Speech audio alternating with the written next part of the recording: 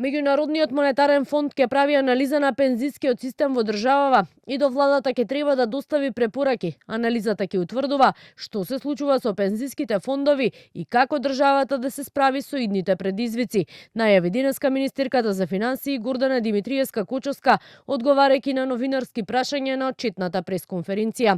Вели не сака да прејудицира кои би биле можните препораки. Анализата допрва треба да почне да се прави, но лично нејзино мислење во однос на старосната граница за пензионирање вели е да се остави право на избор.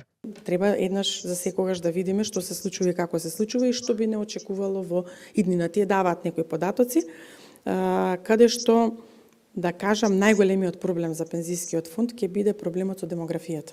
И ова е сериозен проблем. Не е проблем само за Македонија, проблем е за цела Европа. Лично сметам дека треба да се остави како право на избор.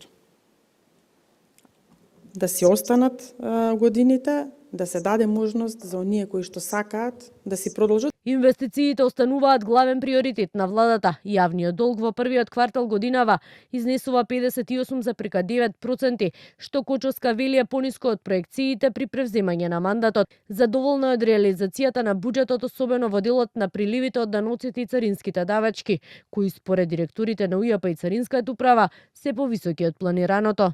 Месец јуни до вчера заклучно 12,8 милиарди денари, со што имаме нова рекордна вкупна наплата на вкупни царински давачки на еден месец. Особено кај данокот на добивка, значи имаме раст што е за 17 пати повисок во однос на растот од минатата година, а кај данокот на личен доход овој раст е речиси двојно поголем.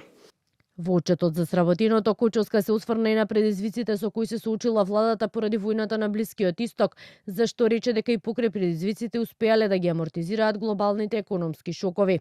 Но за тоа колку мерките за намалено ДДВ и акциза кај нафтените деривати ја чинеа државата, вели тешко е да се направи анализа.